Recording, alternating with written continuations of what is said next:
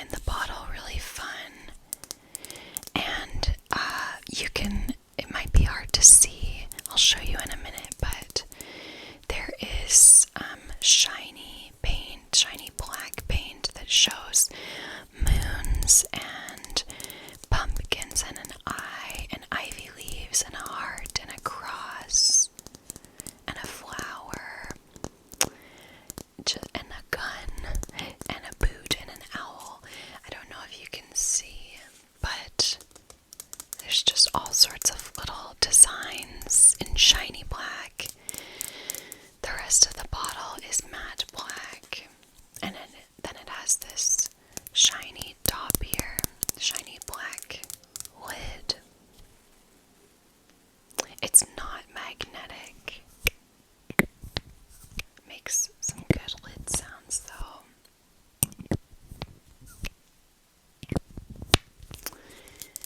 Yeah. So as you can tell, I did try to dress on theme. I've got a black v-neck shirt here, and then underneath I've got a red tank top. We've got red and black on the bottle here, but I'll get into this in a little bit when I talk about the smell. This perfume is actually pretty faint. It is softer, it's very musky, it's light, it's a light rose and it's like a light woody ambroxany rose. I think there's ambroxan in here. Actually, yeah, ambroxan and iso e-super. So this is not super bold. It could kind of look like it from the packaging, but it's actually not that bold. But anyway, I thought red and black would be good colors. And then I've got, these are, I think, ruby. They're gemstones that I wired and put on fishhook earrings. So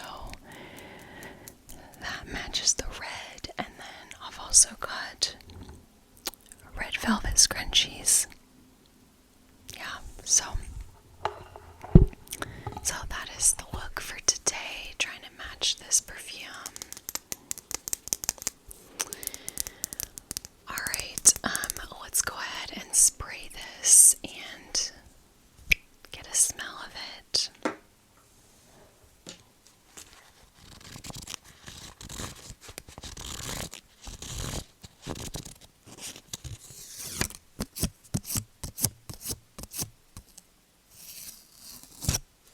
Alright. I'm going to spray this twice because, like I said, this is not very strong. Also, the sprayers didn't come out super strong either. Okay, so right away I smell musk. Right away I smell sort of a rosy, woody musk. It's really nice. It's a really nice, it kind of almost reminds me of the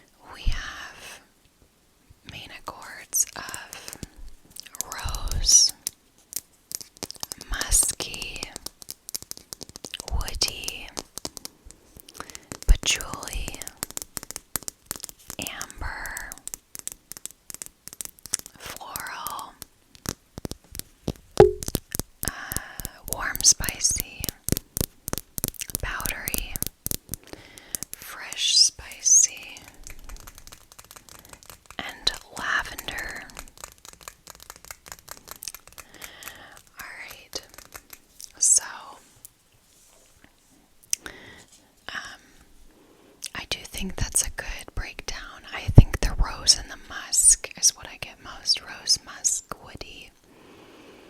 It's really nice. It really smells very nice. Alright, so I'm going to go ahead and scroll down to the notes on fragrantica.com, and I'm going to read them out and tell you what I smell. So, first, we have the top notes. We have top notes of lavender and bergamot. Lavender and bergamot. So, I do get a little bit of lavender. I don't know that I get the bergamot, but I think I do get a little bit of lavender. Kind of just adds to that sort of calm, musky, chill, peaceful vibe. Okay, and then for middle notes, we have Bulgarian rose, Moroccan rose, patchouli, ISO-E super, and geranium. Okay, so what do I smell? I definitely smell the rose. Two types, Bulgarian rose, Moroccan rose. I don't know how those smell different. Probably most people don't. But I definitely smell rose. That's the main floral scent that I get from this. I do smell a little bit of the patchouli as well, but this is not a patchouli bomb, so if you don't like patchouli, you don't have to worry about that. And then I do smell the ISO-E super. Well, I mean, I don't know if I can distinguish because we have a couple other musky notes in the base, but I smell something that I think is around ISO-E super. And then geranium, I will be honest, I don't think I know what that smells like on its own.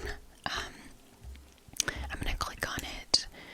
I think it's like almost a little spicy maybe. Okay, it says odor profile. Leaves are distilled to give a full rosy nuance with green aromatic undertones. So yeah, I'm not sure. I need to smell geranium on its own before I can honestly really speak to that a whole lot.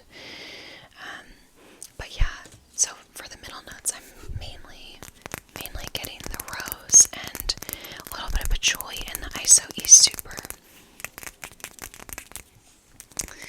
Okay, so moving on to the base notes, it lists, and I do get white musk, ambroxan, and vanilla. So what do I smell? I definitely smell the musk and the ambroxan.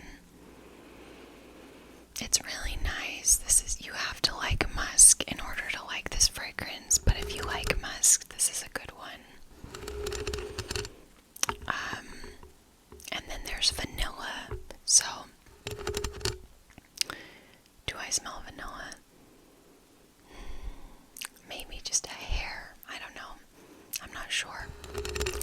So to recap again, what I smell most from this fragrance is mostly the rose and the musks. I also smell a little bit of lavender and a little bit of patchouli, but mostly rose and musk. So and those musks and the ambroxan and the ISO-E super make it kind of woody, a little bit like ambery woody. It's really nice. It's a really nice scent. The rose is sort of watery, if that makes sense.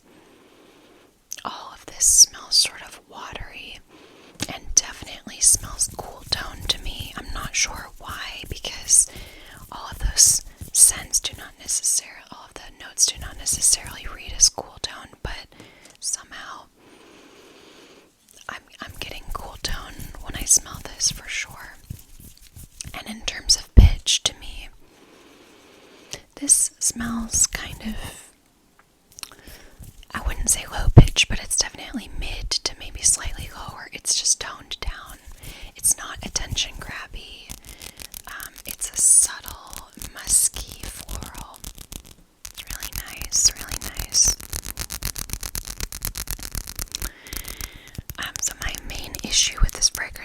is that it's subtle. It's not very strong. It barely projects at all. I also don't remember the longevity being very good. So I'm kind of on the fence. Like, I want to keep this. Part of me wants to keep it, especially when I smell it on paper, but I don't know. It's just, I don't really know if it performs well enough to justify keeping, especially because I do have quite a few other musky perfumes. So,